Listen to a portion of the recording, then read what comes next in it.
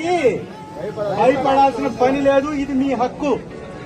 మీ హక్కును మీరు సాధించుకోవడానికి ఏ ప్రభుత్వానికి భయపడాల్సిన పనిలా, ఎవరికి భయపడాల్సిన పని అసలే లేదు. ఇది ఎవరయ్యే సొమ్ము కాదు, మీ సొమ్ము, మీ ఆస్తి. మీకు కావలసినటువంటి R&R ప్యాకేజ్ మీ హక్కు. అది మీకు ఇస్తే మీరు ఖాళీ చేసి వెలుగొండ ప్రాజెక్టు మనకి నిజమైతే, సాకారం అయితే మనందరం బాగుపడతాం. మీకు ఇవ్వకుండా వచ్చేటటువంటి వెలుగొండ ప్రాజెక్టు మీ యొక్క జీవితాలని ఇబ్బంది పెడుతుంది. కాబట్టి ఖచ్చితంగా వర్షాలు పడుతూనే ఉంటాయి, నీళ్లు వస్తూనే ఉంటాయి. ఇప్పుడు కావాల్సిన దానికి నీళ్లు ఇవ్వకుండా ప్రచారం కోసం నీళ్లు ఇవ్వాల్సిన పని ప్రభుత్వానికి లేదు. ఇంకా చేయాల్సిన పని చాలా ఉంది. మీ ప్రాంతంలో ఇప్పటి వరకు ఏం కట్టిందేమి లేదుగా. అప్పుడెప్పుడో రాజశేఖర రెడ్డి గారు కట్టిందే. ఇప్పుడు ఏమైనా చేశారా? మేం కట్టామంటారు వీళ్ళు.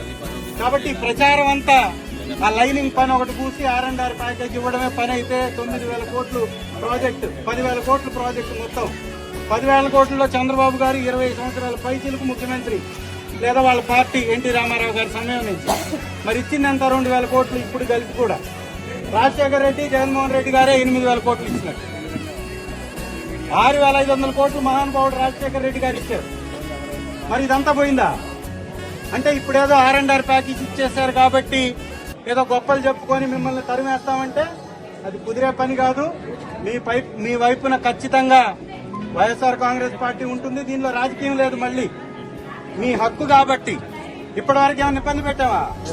ఏమన్నా మిమ్మల్ని రెచ్చగొట్టే కార్యక్రమాలు చేసావా? ఎందుకు సహకరిస్తున్నామంటే వెలుగొండ మనందరికీ కావాలి కాబట్టి.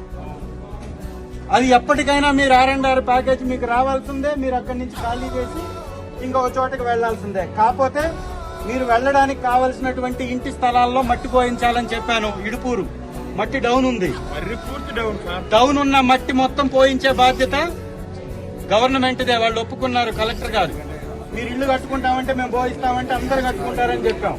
కాబట్టి ఎవరు బయట కొనాల్సిన పనిలా మీ గ్రామం ఒక చోటకు వచ్చి ఉండొచ్చు. గ్రామం ఒక చోటకు వచ్చి ఉండొచ్చు. చెట్టుకొకరు పుట్టకొకరు వెళ్ళి బంధాలు విడగొట్టుకునే దానికన్నా బదులు ఇచ్చినటువంటి ప్రాంతంలో మీరు వస్తే, గవర్నమెంట్ మంది వస్తే ఖచ్చితంగా మళ్ళీ మిమ్మల్ని అందరిని ఎర్రగొండపాలెంలోనే స్థలాలు కేటాయించేలాగా చూసి, అప్పుడు ఎవరైతే కట్టుకోలేదో, అప్పుడు ఎవరైతే ఇష్టపడతారో వాళ్ళని ఖచ్చితంగా అక్కడికే తీసుకుంటాం ఎట్టి పరిస్థితిలో. కాబట్టి 2 రోజులు సమయం అడిగారు. ఈ 2 రోజుల సమయం ఇద్దాం. మీ వివరాలు వీళ్ళిద్దరికి ఇవ్వండి. ఆ వివరాల ప్రకారం తీసుకుందాం. ఆ వివరాలు కలెక్టర్ గారికి ఇద్దాం.